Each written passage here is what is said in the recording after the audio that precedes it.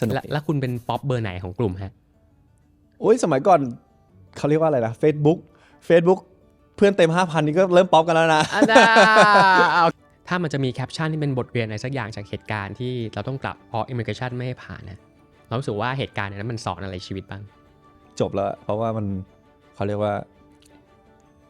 มันเป็นจุดแบบเทิร์นเลยเทิร์นชีวิตเลยในช่วงที่ก่อนจะมาเจอพีทเวฟครับเราเคยเห็นพาเวลพูดว่า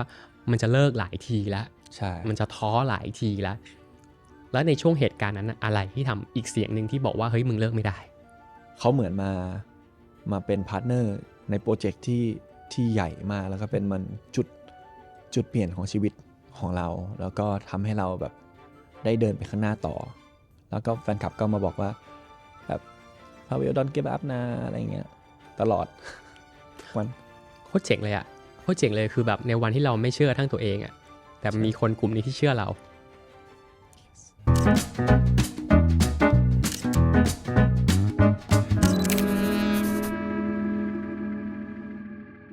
สวัสดีครับผมโจปารันเจ็ดจุดตรงครับนี่คือ Dear Myself ครับรายการ Deep Talk อบอุ่นหัวใจครับที่ชวนผู้คนหลากหลายมาเล่าเรื่องราวชีวิตเขาผ่านรูปถ่ายและอัลบั้มรูปวันนี้คืออัลบั้มของ Pavel สวัสดีครับโอ้โหเป็น Deep Talk แรกที่ผมได้มานั่งนะฮะผมดีใจมากเพราะว่าตอนที่ทำรายการนี้ครับตอนที่บอกแฟนๆว่าจะมีรายการใหม่ชื่อ Pavel เป็นชื่อหนึ่งที่แฟนๆเขียนมาใน X ผมว่าเชิญมาหน่อยอยากให้มาใช่ก็ต้องขอบคุณมากๆเลยครับขอบคุณมากครับผมควรเรียกคุณว่า Pavel นเรศหรือ Pavel เราคุยกันนอกรอบ Pavel อะไรนะชื่อแรกชื่อนเรศนั่นแหละแต่ว่าคือมันมีเรื่องราวที่ผมไม่เคยเล่ามาก่อนคือ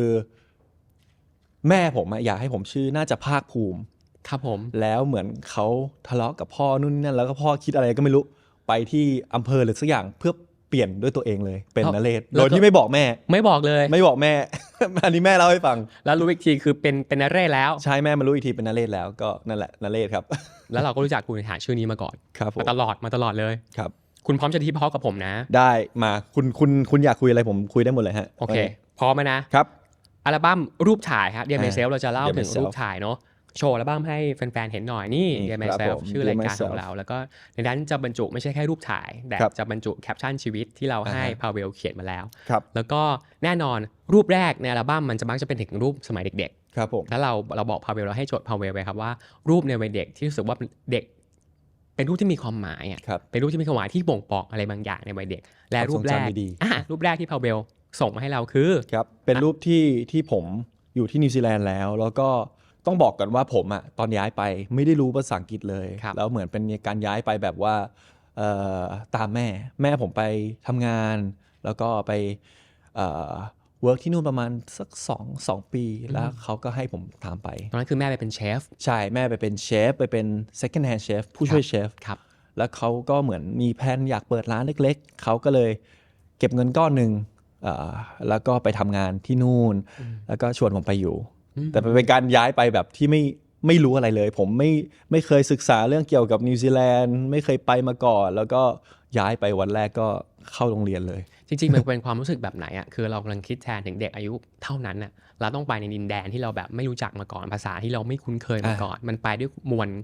ความกลัวไหมความรู้สึกแบบไหนความงงมากกว่าผมว่ามันเป็นมวลที่แบบว่าเราไม่รู้เลยว่าเราจะเจออะไรบ้างเราไปเรียนวันแรกเนี่ยผมต้องบอกว่าผมไปถึงก็ไปเจอพ่อเลี้ยงก่อนเลยพ่อใหม่ที่แม่ไปรู้จักที่นู่นเขาเป็นคนไทยเนี่ยแหละก็ชื่อว่าพ่อเอกเขาแบบว่าเป็นเชฟเหมือนกันแล้วก็คอยดูแลแม่ผมคอยเทคแคร์แล้วก็เขาก็อยู่ด้วยกันรู้จักกันมาก่อนที่จะมาเจอผมแล้ววันแรกไปอยู่ผมไปโอ๊คแลนด์ก่อนคือเมืองหลวงเก่าเป็นเมืองแบบcapital city เก่าครับผมแล้วก็ไปอยู่ประมาณแป๊บนึงไม่กี่เดือนแล้วก็แม่ก็พาย้ายไปจุดที่เขาจะเปิดร้านซึ่งเป็นเหนือของนิวซีแลนด์ชื่อว่าเมืองดากาวูเป็นเมืองที่เขาเรียกว่าชนบทมากๆมีแต่แกะเลยถ้าใครคิดว่านิวซีแลนด์มีแต่แกะอันนี้คือของแท้ออริจินอลเลยปีแต่ฟาร์มแล้วก็มีแทรคเตอร์ร้านทหารไทยเป็นผมมีอยู่ร้านเดียวคือร้านแม่ที่เปิดแล้วเขาไปเปิดชื่อว่าร้านผัดไทยเทคเวย์เป็นร้านเทคเวย์ที่ไม่ได้ที่นั่งได้ไม่เกิน10 โต๊ะร้านเล็กๆเขาก็ไปช่วยทำกัน2 คนแล้วก็มีป้าผมที่ไปอยู่ก่อนแม่อีก มาช่วยทำกันจำได้เลยเปิดวันแรกเขาขายดีมากแล้วก็แฮปปี้มากมีลุงฝรั่งมากินคุณป้าส่วนมากที่นู่นจะเป็นคนที่มีอายุเป็นซีเนียร์ซิติเซนแล้วก็โตกันแล้วมีอายุแล้วเราต้องไปช่วยด้วยไหมไปช่วยก็ช่วยแบบหั่นผักอะไรเงี้ยเบสิกที่นู่นมันจะใช้ผักอีกแบบเป็นแครอทบล็อกโคลีคาลิฟลาวเวอร์แคเบจอะไรเงี้ยจะเป็นอาหารไทยที่เป็นฟิวชั่นหน่อยเวลามาเล่าแบบนี้เห็นภาพแล้วคิดถึงมวลบรรยากาศอย่างนั้นไหมใช่เห็นครับเห็นเหมือนแบบว่าสิ่งที่เราได้ไป experience มาแต่ไม่เคยเล่าแบบดีเทลมาก่อนครับแล้วก็ไปเรียนน่าจะเป็นจุดที่จำได้คนที่ไม่รู้ภาษาเนี่ยเวลาเขาไปอยู่ที่นู่นเขาจะได้เข้าคลาสคือ ESO คือ English Second of Language ครับเป็นคนที่เป็นภาษาที่สองที่ไม่รู้ภาษาอังกฤษเลยครูเขาจะสอนแบบ in detail มาก one on one ครับคือภาษาอังกฤษตอนไปzero เลยนิดหน่อยเลยนิดเลยก็ขึ้นไปแนะนำตัวครูบอกให้แนะนำตัวผมก็ไม่รู้ทุกคนก็มาประมาณ40คนขึ้นมาหาผมเรียงทีละคนเลยเช็คแฮนด์ผมก็ my name isภูมิ my name is ภูมิ my name is ภูมิตลอดแต่มันไม่ง่ายแน่นอนเพราะว่าผมเคยดูคุณเล่าช่วงชีวิตช่วงนั้นว่ามันต้องโดนแกล้งบ้างแหละแล้วคุณมีเพื่อนพิเศษคนนึงชาวฟิลิปปินส์ชื่อเฮโร่ที่เหมือนเป็นองครักษ์พิทักษ์ใช่เป็นเขาเรียกว่าพระเจ้าส่งมา เขาเป็นคนฟิลิปปินส์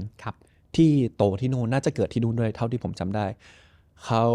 เรียนโรงเรียนเดียวกับผมแล้วก็อยู่ห้องเดียวกับผมแล้วเขาคอยแนะนำเหมือนเขามา make friend เองนะเท่าที่ผมจำได้เขามา make friend กับผมเองตอนนั้นเด็กมากแล้วเขาก็พาผมไป lunch time พาผมไปเดินดูโรงเรียนพาผมไปเจอมุมต่างๆของโรงเรียนพาไปเล่นแฮนด์บอลคือการที่เราอยู่2ฝั่งเหมือนตีเทนนิสแต่ว่าใช้มือแล้วก็ตีให้มันเด้งไปอีกฝั่งหนึ่งเขาก็สอนผมเล่นวัฒนธรรมของเด็กที่นู่นพาไปดูโรงอาหารพาไปดูกราฟฟิตี้ที่อยู่บนกำแพงว่าทำไมต้องเป็นนกอันนี้ทำไมต้องเป็นนกกีวีอันนี้มันเหมือนเขาเล่าประวัติศาสตร์ของนิวซีแลนด์ให้ฟังปรับตัวนานไหมครับก็ถ้าถามว่าปรับตัวให้เข้าแล้วพูดภาษาได้ก็น่าจะประมาณปีหนึ่งโอ้มันต้องเป็น1 ปีที่เข้มข้นเหมือนกันนะใช่มันเป็นการสื่อสารที่เริ่มใช้ได้ละแต่ไม่ได้สำเนียงเป็นสื่อสารรู้เรื่องมากกว่าเวลาช่วงที่เรายังปรับตัวไม่ได้เราคุยกับตัวเองยังไงเวลาเราแบบโดนเรื่องหนักๆเรื่องเพื่อนหรือเรื่องแบบวิถีชีวิตที่ไม่คุ้นเคยอย่างเงี้ยก็จะคุยกับแม่มากกว่าแล้วแม่ก็จะแบบคอยแบบว่าให้คำแนะนำเราอย่างเช่นแบบว่าตั้งใจเรียนเรื่องภาษาไปเดี๋ยวเพื่อนก็แบบว่าหนูจะได้มีเพื่อนเยอะๆได้คุยกับเขาอะไรอย่างเงี้ยเขาจะบอกให้เราตั้งใจเรียนตอนนั้นผมก็เหมือนตั้งใจเรียนกับครูมากผมจำชื่อครูไม่ได้มีครูคนนิสัยดีมากเขาช่วยผมแบบว่า learning ภาษาอังกฤษเป็นครู ESO เนี่ยแหละใช่ซึ่งจริงๆบอกว่าช่วงชีวิตการเรียนของพาวเวลก็มีจุดพีคเยอะครับซึ่งมันจะไปสู่รูปที่2เนี่ยเราบอกให้พาวเวลเลือกหมุดหมายเวลาในนิวซีแลนด์ครับแล้วมาเวลเลือกมา2เหตุการณ์ที่ถือว่าเป็นเหตุการณ์ที่มีความหมายซึ่งจริงสิ่งที่เราอยากชวนคุยมันเป็นทั้งเหตุการณ์ที่มีความสุขและเป็นเหตุการณ์ที่เป็นบทเรียนรูปนี้คือผมตั้งแคปชั่นไว้ว่า dance camp with friends เป็นรูปถ่ายกับเพื่อนที่เป็นสมาคมนักเต้นเหรอใช่เป็นสมาคมนักเต้นของโรงเรียนอันนี้เป็น Albany Senior High School แล้วเป็นมัธยมปลายที่ผมได้เข้าไปอยู่กับสมาคมเหมือนจะเป็นเท่าที่จำได้น่าจะเป็นเอเชียคนเดียวที่ได้อยู่ในนั้นคนนิวซีแลนด์เนี่ยเขาจะมีคนที่เป็นออริจินอลของนิวซีแลนด์เลยก็คือชนเผ่าเมารีครับผมแล้วก็ฝรั่งมี2แบบยุโรเปียนผมก็ได้อยู่กับแก๊งนั้นเขาก็สอนผมเต้นเรียนมาด้วยกันเหมือน self taught ดูแบบใน YouTube คอยแบบ copy ท่าอะไรเงี้ยจนแบบว่าเราได้เข้าสมาคมก็ได้ไปแข่งเต้นของโรงเรียนแต่ณโรงเรียนในเอเรียนั้นผมเป็นตัวแทนของ Albany Senior High School เต้นแนวไหนฮะฮิปฮอปครับฮิปฮอปเป็นมีแนวฮิปฮอป crumping popping old school อะไรเงี้ยหลายแนวเลยรวมกันซึ่งอันนี้เป็นสิ่งที่เราไปสนใจที่นู่นใช่เกิดจากสิ่งแวดล้อมเหรอใช่เป็นสิ่งแวดล้อมที่บังคับให้ผมต้องทำอย่างนั้น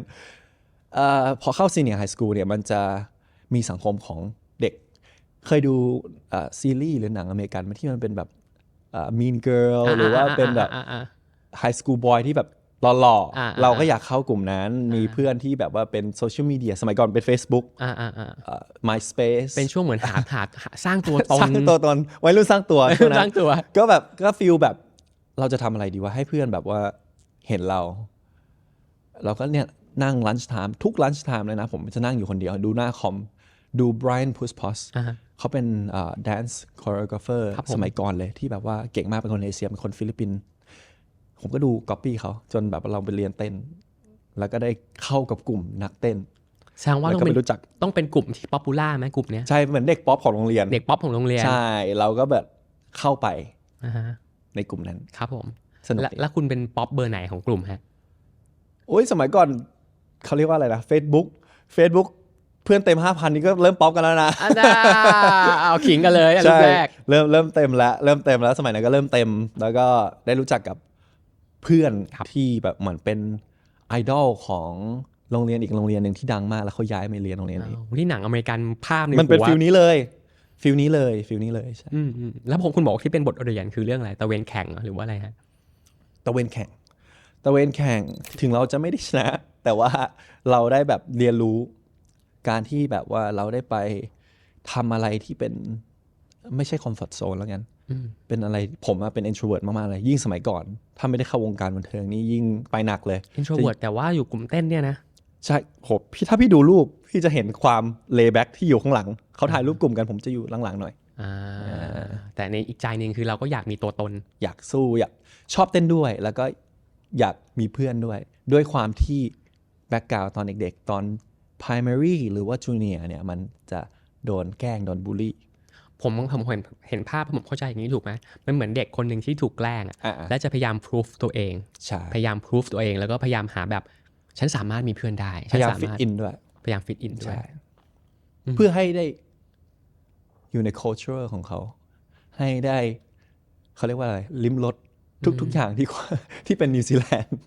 ในกลุ่มในวัยนั้นในเพื่อนกลุ่มนั้นอะไรเงี้ยจริงๆชีวิตเหมือนเป็นนักสู้มาตลอดเส้นทางเหมือนกันนะใช่งั้นเราไปรูปต่อไปเหมือนจะเป็นรูปเพื่อนฮะเพื่อนผู้หญิง2 คนใช่ไหมครับใช่ครับอันนี้คือยูเลียกับเจสสิก้าคือคนใส่เสื้อสีแดงยูเลียคือที่ใส่ชุดไดโนเสาร์ครับผมอันนี้เป็นเหมือนปาร์ตี้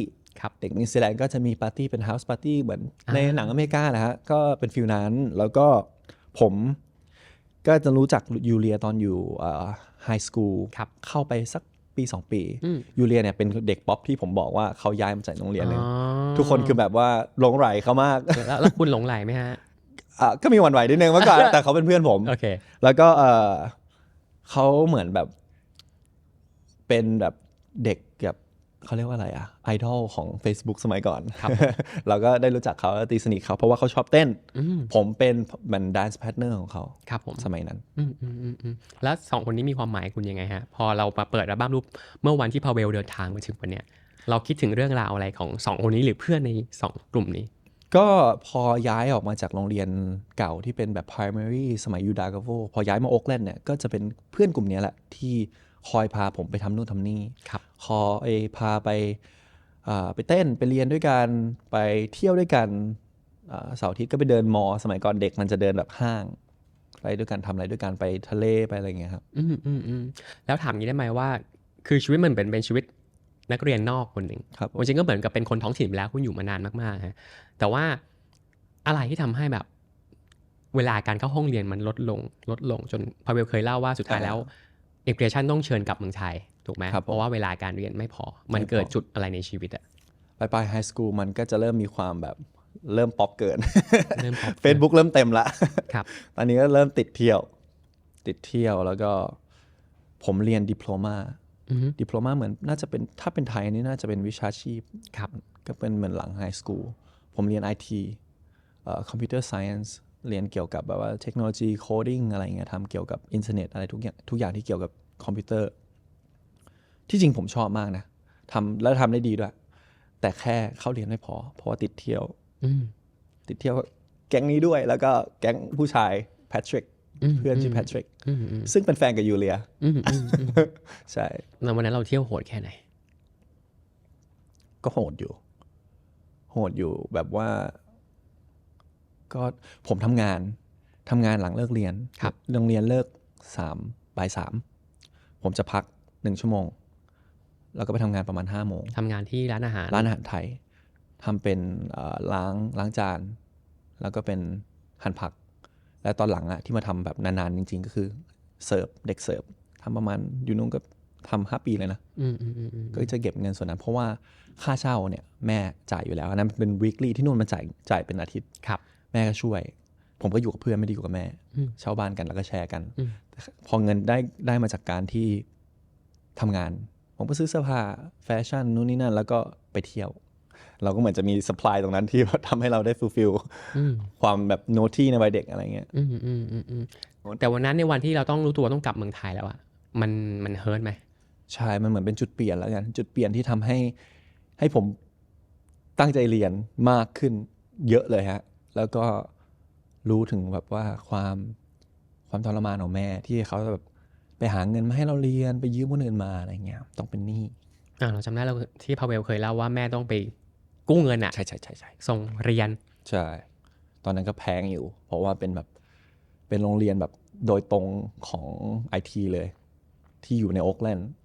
ขออนุญาตถามได้ไหมแล้วว่า conversation ที่คุยกับแม่ใน point เนี้ยก่อนให้กลับมาเมืองไทยมันเป็นยังไงฮะก็จะเป็นเขาก็น่าจะพูดฟิลเพราะเท่าที่ผมจำได้นะเป็นฟิลแบบทำอะไรไม่ได้แล้วเพราะว่า immigration เคยให้ warning นะเอาจริงไม่ใช่ครั้งเดียวแล้วเขา cut off นะเป็นสองครั้งครั้งแรกผมอยู่โอ๊คแลนด์กับเพื่อนแม่ย้ายผมไป Christchurch เพราะแม่เขาทำงานร้านอาหารเขาเปลี่ยนไปเรื่อยๆครับเขาไปอยู่ Christchurch เมืองที่เกิดแผ่นดินไหวสมัยก่อนนานแล้วก็ผมไปอยู่กับเขาประมาณปีนึงก็ยังดื้อเหมือนเดิมไปเจอเพื่อนใหม่แต่ก็ยังดื้ออันนั้นimmigration ก็มาอีกว่า sorry man it's too late จนต้องกลับใช่เพราะว่าผมไปเรียนในฐานะ student visa พอเราเป็น student visa เราก็ต้องเข้าเรียนนั่นคือหน้าที่ของ student ถ้าเราไม่เข้าเรียนก็เขาก็ถามว่าแล้วจะเอาวีซ่าไปทำไมแต่อย่างที่พาเวลบอกว่าแล้วชีวิตมันก็ผลักให้กลับมาเมืองไทยใช่ต้องบอกว่าโชคชะตาส่วนหนึ่งแล้วถ้าพูดตรงๆคือสิ่งที่แบบเราได้เลือกครับผมมันทำให้เรากลับมาเมืองไทยใช่ถ้ามันจะมีแคปชั่นที่เป็นบทเรียนอะไรสักอย่างจากเหตุการณ์ที่เราต้องกลับเพราะ immigration ไม่ให้ผ่านนะเรารู้สึกว่าเหตุการณ์นั้นมันสอนอะไรชีวิตบ้าง remind ตอนนั้นเลยใช่ไหมขอโทษนะครับ you fucked up ถ้าพูดตรงๆเละจบแล้วเพราะว่ามันเขาเรียกว่ามันเป็นจุดแบบเทิร์นเลยเทิร์นชีวิตเลยไม่รู้จะทำอะไรแล้วกลับมาก็นั่งคิดกันเป็นเดือนนะว่าจะเรียนโรงเรียนมหาลัยไหนกับอยู่กับพี่สาวใช่พี่กวางแม่ยังอยู่ที่นู่นต่อเพราะแม่ต้องหาเงินอยู่กับพี่กวางอยู่บ้านเขาพี่กวางมีครอบครัวแล้วมีสามีเขาก็แฮปปี้แต่ว่าเขาพร้อมดูแลเราแหละแต่ว่าก็เหมือนผมก็ยังสับสนว่าเราจะทำอะไรรถก็ไม่มีอะไรก็ไม่มีอยู่นู่นมีรถหมดเลยนะผมแต่อายุ16ผมสมัครใบขับขี่ทำอะไรสอบมาขับรถเองพอมาไทยไม่มีอะไรเลยมันเหมือนต้องกลับมาเป็นเด็กอีกรอบนึงเด็กที่แบบค่าเงินก็ต่างกันอันนั้นน่าจะหนักสุดเมื่อก่อนหาเงินเองได้ตลอดหาได้เยอะด้วยเดือนหนึ่งผมได้ 4-5 หมื่นตอนเด็กไฮสคูลแบบแค่ทำงานร้านอาหารไทยคนที่ตามชีวิตพาเวลรู้ว่าหลังจากนั้นก็ได้เรียนเราเรียนแล้วเราก็เริ่มสนใจงานในวงการบันเทิงใช่มีโอกาสได้เป็นนายแบบเรียนที่มอลังสิตอินเตอร์คอมมาร์สครับแล้วก็คือได้อาจารย์เต้นเนี่ยแหละเขาให้เหมือนทุน50ได้โอกาสเข้ามาเรียนก็ตั้งใจทำให้ดีเลยจบมาคนนี้ตั้งใจเลย3.5 กว่านะเท่าที่จำได้ก็ยังถือว่ายอดเยี่ยมแล้วใช่ถือว่าแฮปปี้กับตัวเองแล้วก็มาเดินแบบเข้า Elite Modeling ก็จะมีงานบ้างไปแคสบ้างนั่งรถตู้ไปเข้าในเมืองเมื่อก่อนอยู่รังสิตไงก็อยู่รังสิตก็การที่ก่อนจะไปแคสได้แต่ละงานนะคุณต้องนั่งรถ2 แถวสีเขียวไปฟิวเจอร์นั่งรถตู้ไปอนุสาวรีย์แล้วค่อยแตกแยกไปว่าจะไปไหนแล้วมันอยู่ทาวน์อินทาวน์หมดเลยจนแบบแม่กลับมาก็แม่ก็มาช่วยขับรถไปกว่าจะได้แต่ละงานแบบไปกลับก็600จนได้10 งานได้งานนึงจนได้เล่นซีรีส์ใช่เจอโควิดเล่นทูมูนแล้วก็เจอโควิด แล้วก็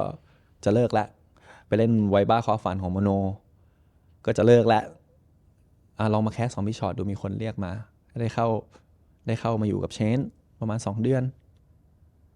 พี่ชอตบอกว่าจะมีพิทเบฟลองมาแคสดูได้แต่ช่วงที่ก่อนจะมาเจอพิทเบฟครับเราเคยเห็นพาเวลพูดว่ามันจะเลิกหลายทีแล้วใช่มันจะท้อหลายทีแล้วในช่วงเหตุการณ์นั้นอะไรที่ทำอีกเสียงหนึ่งที่บอกว่าเฮ้ยมึงเลิกไม่ได้น่าจะเป็นแฟนคลับกลุ่มแรกๆที่สมัยทูมูนผมเคยท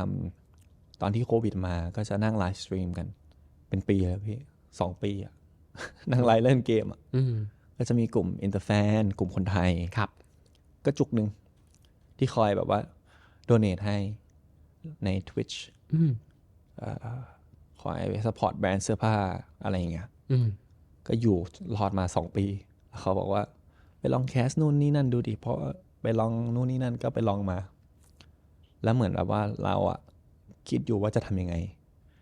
เพราะว่าผมก็อยากกลับไปนิวซีแลนด์แล้วไปทำงานแบบปกติของเราเป็นออฟฟิศอะไรเงี้ยก็มันคงไม่ไอทีแล้วจบคอมมารสมาก็คงไปทำอะไรที่นู่นเป็นเอเจนซี่อะไรเงี้ยอยากจะกลับไปที่นู่นแล้วใช่เพราะว่าเรื่องเงินด้วยเพราะว่าด้วยเรทด้วยอะไรมันอาจจะดีกว่าถ้าไปที่นู่นแล้วก็แฟนคลับก็มาบอกว่าแบบพาเวลดอนเก็บอัพนะอะไรเงี้ยตลอดโคตรเจ๋งเลยคือแบบในวันที่เราไม่เชื่อทั้งตัวเองแต่มีคนกลุ่มนี้ที่เชื่อเรา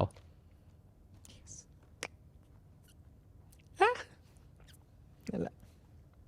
อะไรมันยอดเยี่ยมที่รู้สึกว่ามันยอดเยี่ยมจริงๆมันยอดเยี่ยมซึ่งรูปต่อไปที่เราจะชวนพาเวลคุยก็คือเรื่องรูปนี้เลยก็คือว่ารูปที่มีความหมายต่อซีรีส์พิทเบฟหรือซีรีส์ครับซึ่งรูปที่คุณเลือกมาผมชอบมากเพราะเป็นรูปที่แคปมาจากวิดีโอในวันที่ได้รับบทเป็นเบบในพิทเบฟเดอะซีรีส์เป็นรูปจากรายการ Boy Journey Outing Boy Journey ซีซั่นแรกเป็นเหมือน EP สุดท้ายที่เราได้มารู้ว่าเราจะได้เล่นบทอะไรแล้ววันนั้นก็ประกาศและบทเบบหน้าเท่าที่ผมจำได้ดันมาบทสุดท้ายเหมือนเขาแรนดอมว่าให้เด็กหยิบเลยนะว่าบทต่อไปจะเป็นอะไรที่ประกาศมันดันมาสุดท้ายสุดเลยแล้วเราก็เลยได้เห็นรูปผู้ชายคนหนึ่งที่แบบร้องไห้เดินออกมาใช่ก็เป็นเหมือนโมเมนต์ที่เรา relief เพราะตอนนั้นคือเห็นว่าเป็นโอกาสได้เข้ามาอยู่แล้วล่ะถามว่าได้อยู่ในโปรเจกต์ก็แฮปปี้ละอนาคตเป็นไงยังไม่รู้นะยังไม่รู้ใช่เป็นอย่างน้อยเป็นซีรีส์ BL เรื่องแรกของพี่ชอตครับเป็นนิยายที่มีกระแสคนอ่านเยอะครับพี่ชอตน่าจะทุ่มทุนสร้างแหละเพราะว่าเป็นเรื่องแรกของเขาอะไรเงี้ยเราก็คิดในหัวพอได้ยิ่งบทเป็นตัวละครที่ชื่ออยู่ในเรื่องด้วยมันยิ่งแบบทำให้เราตั้งใจแบบที่จะทำออกมาให้ดีเหมือนเป็นเรื่องสุดท้ายพอได้ตอนนั้นแฟนคลับที่กลุ่มแรกเฮกันแบบเยอะยอดเยี่ยมเลยแล้วมันก็ตรงกับที่คุณไปดูดวงว่าจะมีผู้หญิงคนหนึ่งมา ใช่ไหมไปดูดวงกับแม่ไปดูเขาบอกว่ามีผู้หญิงอะไรนะมีผู้หญิงมาช่วยไว้คือคุณชอตนี่เอง แล้วเราก็แล้วพิทเบฟก็สร้างปรากฏการณ์ตั้งแต่ EP แรกเลยตั้งแต่ EP แรกที่มีคนเป็นพันมาดูพร้อมกับพวกคุณตอนนั้นก็คือตอนนั้นน่ะเราก็พอมีแฟนคลับที่เป็นแบบแฟนคลับนิยายแฟนคลับที่เห็นเราจากโปรเจกต์แต่เขาไม่รู้หรอกว่าพิทเบฟจะเป็นยังไงเขาก็มีประมาณครึ่งนึงที่มาดูแบบว่า EP แรกจะเป็นไงเนาะอะไรเงี้ยก็มาดูพอ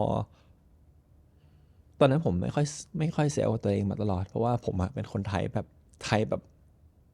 นิ่งๆมากๆเลยมากกว่าตอนนี้อาจจะไม่นิ่งหรอกเพราะว่าด้วยความที่เราอยู่กับ environment มาอยู่กับแฟนๆที่เขาแบบ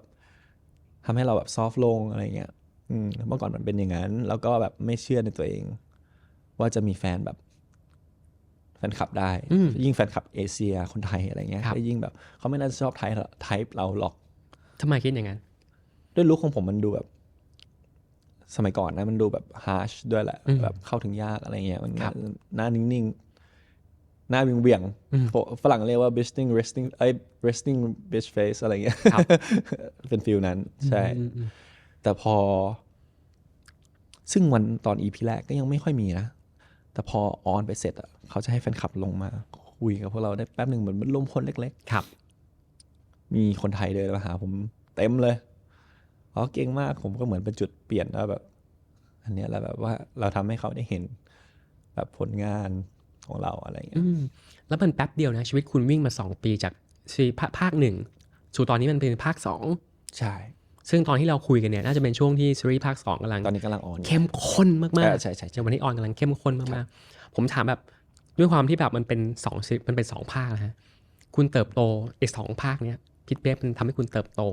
ในฐานะนักแสดงขนาดไหนก็ทำให้เราได้เรียนรู้วิธีการทำงานมากขึ้นเยอะเลยเพราะว่าผมรู้สึกว่าการที่เราได้มาอยู่โปรเจกต์ที่มันแบบโปรเฟชชั่นอลขนาดนี้คือผมอะทำเรียนจบมาก็ไม่เคยได้ทำงานแบบ organization หรือว่าองค์กรก็เคยทำงานแบบเป็นบทเรียนชีวิตอันนั้นเคยทำแต่ทำเป็นแบบ organization มีระบบยังไม่เคยทำครับ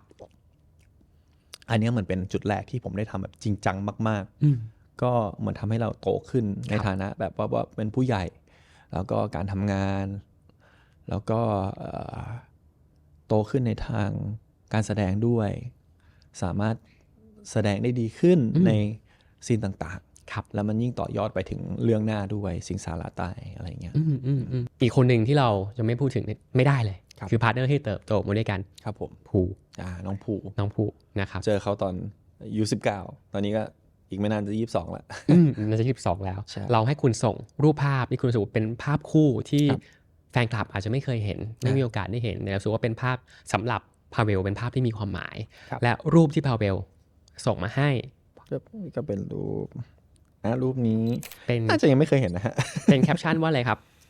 Begin the journey ครับก็คือเป็นรูปที่ผมไปถ่าย Pit Bep the series ด้วยกันคิวแรกๆเลยน่าจะเป็นคิวแรกด้วยซ้ำอันเนี้ยอันนั้นคือในลิฟต์เหรอฮะหรืออะไรใช่ในลิฟต์กำลังขึ้นไปทำงานเวลาเห็นรูปนี้แล้วนึกถึงเรื่องราวเลยครับ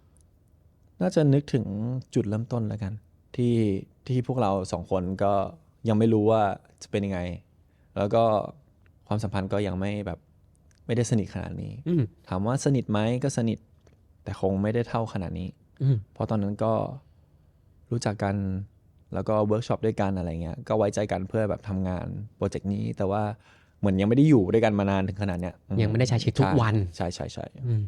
ถ้า remind มันremind ตัวเองจุดเริ่มต้นของทุกๆอย่างแล้วกันครับเรารู้สึกว่าแต่ละคนมีความแตกต่างในตัวเองพาเวลก็เป็นแบบหนึ่งภูก็เป็นแบบหนึ่งข้อดีอะไรของเขาอะที่เรารู้สึกว่าเป็นข้อดีที่เราสามารถนำมาใช้กับชีวิตเราได้ตัวตนหรือข้อดีที่ความเป็นตัวของภูครับผมอะน่าจะเป็นคนที่ยิ่งสมัยก่อนนะยิ่งแบบ hot head และ hot headed มากแล้วก็แบบว่าอ่อนไหวกับทุกสิ่งครับแล้วก็เทคกับทุกสิ่งจนแบบบางทีตัวเองแบบว่าอาจจะเกิดอารมณ์ angry เศร้าเสียใจได้ทุกอย่างเลย sensitive กับทุกสิ่งแต่ภูเป็นคนที่แบบว่าสามารถแบบว่าอยู่กับความกดดันได้ดีแล้วก็ adapt กับสิ่งพวกนั้นได้ดีมากทำให้เขาแบบทำงานได้สบายแล้วก็ใช้ชีวิตได้แฮปปี้โดยที่แบบว่าเขาเรียกว่าอะไรไม่ต้องมาเทคกับทุกสิ่งเหมือนผมที่แล้วก็เก็บมาคิดจนบางทีอาจจะเสร้าได้อะไรเงี้ยเป็นคนคิดมากกว่าแน่คิดมากใช่บอกได้ไหมว่าในวันนี้เราผมว่าคุณเจอเขามากกว่าหลายๆคนในชีวิตนะผู้ชายคนนี้มีความหมายกับชีวิตยังไงบ้างครับก็น่าจะมีความหมายมากๆเลยเพราะว่า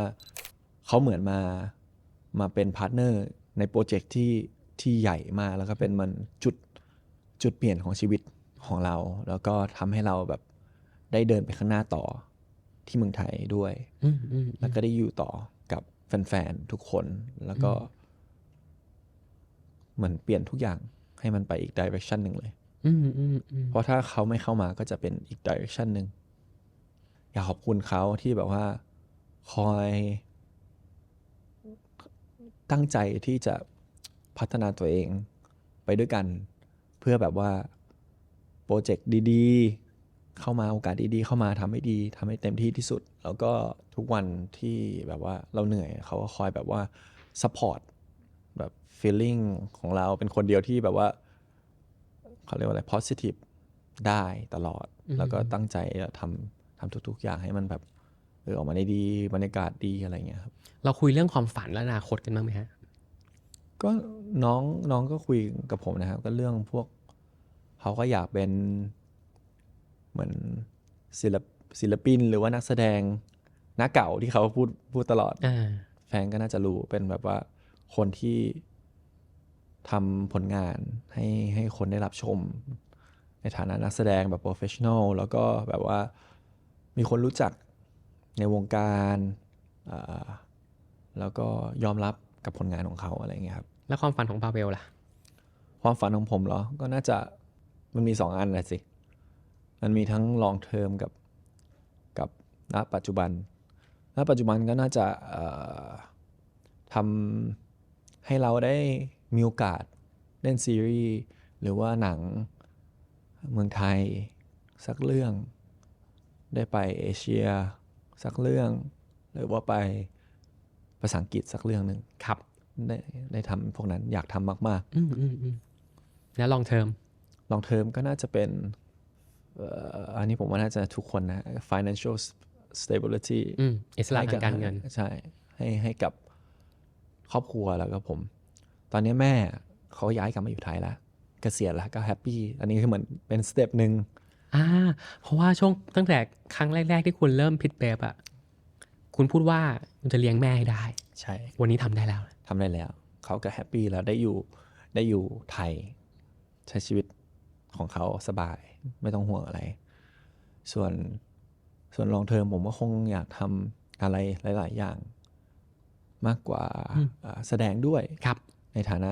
business ที่ผมเรียนมาหรือว่า marketing อะไรเงี้ยก็อยากทำแบรนด์ของตัวเองอยากทำธุรกิจอะไรมากขึ้นด้วยนอกจากรูปถ่ายที่พาเวลส่งรูปของภูมาครับใน Dear Myself มันจะมีซีเควนซ์นึงที่เราอยากให้คนข้างนอกส่งรูปถ่ายที่เป็นตัวคุณมาให้ด้วยคนข้างนอกใช่และคนนั้นคือภูฮะเราขอรูปที่มีความหมายของภูและแคปชั่นสิ่งที่เขาอยากบอกพาเวลในวันนี้มาดูกันไหมว่าภูส่งรูปอะไรมาได้เลยฮะคุณมาเป็นซองขาวแล้วผมเลยตกใจจริงๆและนี่คือรูปจากภูครับผมไม่รู้มันคือเหตุการณ์อะไรผมจะให้คุณเล่าให้ผู้ชมครับอันนี้จำได้ครับเขาเขียนมาว่าหันเมื่อไหร่ก็เจอผมจะคอยอยู่แบบนี้เสมอให้อีโมจิหัวใจมาด้วยอันนี้เป็นรูปที่เราถ่ายที่พิทเบฟซีซั่นแรกตอนที่อยู่คิวที่ถ่ายซีนดริฟท์รถจำได้อย่างนั้นเลยแข่งรถเป็นตอนที่กำลังเข้าซีนนี่แหละอันนี้คือถ่ายหลังจากถ่ายอะไรเสร็จไปเยอะแล้วเป็นซีนหลังๆที่เขากำลังทำสตันต์เราก็ยืนดูกัน2 คนว่าอันนี้เป็นสิ่งที่เรากำลังทำกันอยู่ในซีรีส์กำลังขับกันเลยเหมือน admiring ผลงานที่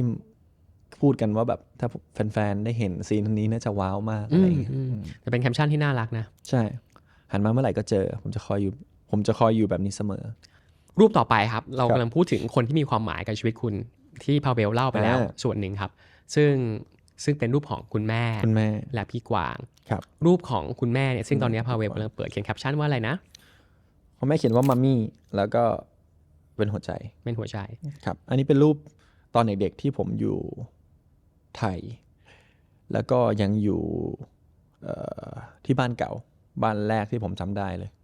แถวไหนฮะแถวคลองหลวงเพราะแม่ผมทำงานที่ธรรมศาสตร์อยู่แผนกบัญชีครับเป็นรูปสมัยที่แม่ยังเฮลอยู่ยังเฮลแม่ผมนี่แบบเป็นสายแบบว่าปาร์ตี้สายแบบแมนเลยนะแม่ใช่ตอนนี้เขาเปลี่ยนไปเยอะมากแต่เขายังมีอยู่ในความที่รอยสักน่าจะเห็นรอยสักเขาเต็มตัวเลยครับผมอันนี้เขาสมัยเขาเที่ยวคาราบาวมาริโฮน่าโอ้โหถ้าไปดูเทปซีดีคุณจะเห็นบางช็อตที่เป็นแม่ลุกขึ้นมาเต้นนะมันยังอยู่ในซีดีแต่ผมไม่รู้ว่าเทปไหนเยอะมากผมว่าคุณก็ได้ความเฮลมาจากแม่นี่แหละ ใช่ไหมใช่ อนุบาลแต่รูปนี้แฟนๆจะเคยเห็นกันบ้างแล้วครับแต่อาจจะไม่รู้เรื่องราวที่ซ่อนอยู่ในรูปแบบนี้อันนี้ไม่แน่ใจว่าน่าจะเคยเห็นแต่ว่านั่นแหละใช่ผมยังจำไอ้ต้นนี้ได้อยู่เลยต้นดอกไม้ปลอมไอ้โปยเซียนอะไรเนี่ยไอ้มันชื่ออะไรนะต้นเนี้ยความรู้เรื่องต้นไม้ก็ไม่มีเหมือนกันฮะจำไม่ได้ช่วยยังไงแล้วก็นาฬิกาเรือนเนี่ยจำได้เลยสมัยนั้นคุณเป็นเด็กดีไหมเฮ้ยอันนั้นดีก่อนไปนิวซีแลนด์เนี่ยน่ารักใช่ ยังไม่ค่อยรู้นู่นนี่นั่นก็ยังเป็นแบบไปโรงเรียนอาจจะมีติดเกมเมื่อก่อนเล่น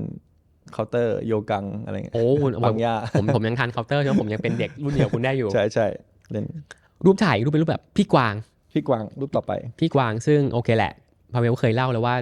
ก่อนหน้านี้ไม่ค่อยสนิทใช่เพราะว่าอยู่ห่างกันตั้ง11 ปีใช่แล้วก็มีเรื่องที่คิดว่าแบบเพราะเราพี่สาวเลยไม่ได้ไปที่นู่นใช่ไม่ได้อยู่นิวซีแลนด์แต่รูปนี้ถ่ายที่นิวซีแลนด์เป็นรูปที่พี่สาวไปเที่ยวที่นิวซีแลนด์แล้วกันเหมือนน่าจะเป็นครั้งแรกเลยที่เขาได้ไปตอนนั้นเขาอยู่มหาลัยแล้วแหละเขาเรียนม.รังสิตละเรียนกายภาพบำบัดแล้วก็น่าจะใกล้จบละผมก็อยู่จูเนียร์ไฮครับอันนี้จูเนียร์ไฮคุณเป็นน้องชายที่บอกรักพี่สาวไหมไม่ค่อยแม่ไม่ค่อยเลยเพิ่งมาหลังๆกันเหมือนเราต่างคนต่างอยู่ถึงจะอยู่ด้วยกันแต่ก็ต่างคนต่างอยู่เพราะว่าอยู่นิวซีแลนด์ผมก็อยู่บ้านกับเพื่อนแม่ก็ทำงานพี่สาวก็อยู่คนเดียวแต่ทุกวันนี้บอกกันมากขึ้นใช่บอกครั้งล่าสุดเมื่อไหร่ฮะน่าจะตอนที่วันเกิดที่ผ่านมาเนี่ยแหละฮะที่เราไปกินข้าวด้วยกันหลังจากงานแล้วก็ทุกคนก็แฮปปี้แบบว่าก่อนจะมาถึงจุดนี้อะไรเงี้ยแล้วก็อีกปีนึงแล้วนะที่แฟนๆเขาจัดงานให้หนูเขาพูดอย่างนี้แล้วก็เหมือนเขาก็แฮปปี้ที่แบบคนรักเราคอยซัพพอร์ตให้เราแล้วเขาก็พูดถึงแบบว่าดีนะแฟนเนี่ยเขาช่วยจัดงานออกมาดีมากเลย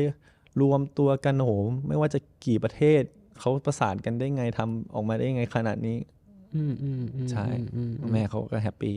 น่าจะเป็นผู้หญิง2 คนที่พี่ว่ามาในชีวิตโคตรใช่ที่คอยอยู่ซัพพอร์ตพวกเราซัพพอร์ตผม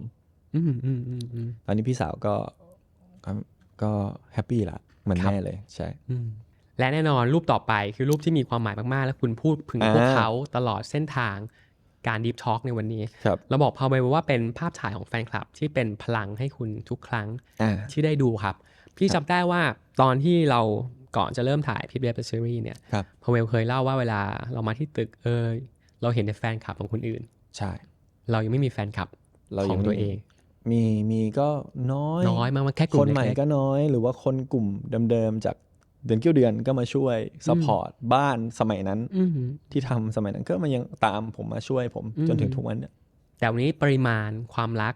ที่มันพุ่งเข้ามาจากทุกทิศทั้งทางทั้งเวลาในประเทศไทยเวลาเราเห็นคุณไปต่างประเทศเราเห็นบิลบอร์ดเห็นวิดีโอที่แฟนคลับทำให้โหมันสุดยอดมากเลยfulfill ใช่ก็รูปนี้เป็นรูปที่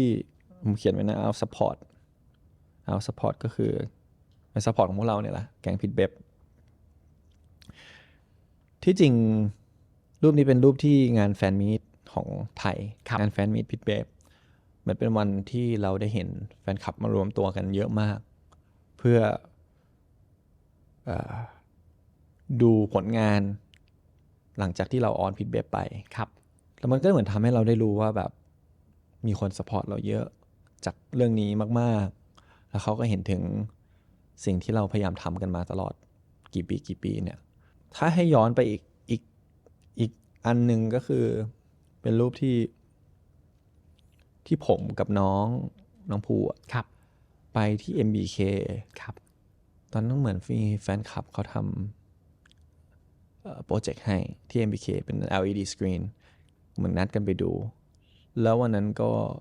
คนเยอะมากเยอะแบบสุดๆเท่าที่ผมเคยเห็นละก็ไม่คิดว่าจะเยอะขนาดนั้นเยอะเป็นแบบผมช็อกแล้วพอมาถึงอันนี้ก็ยิ่งเยอะครับเอกมาดู